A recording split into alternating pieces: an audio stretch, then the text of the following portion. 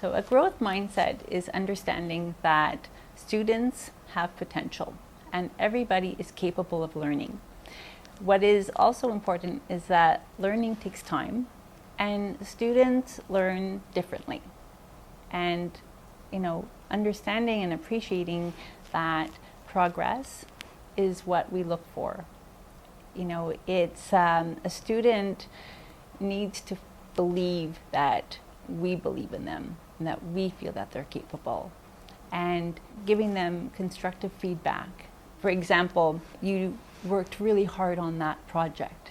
You're cooperating very well with that classmate.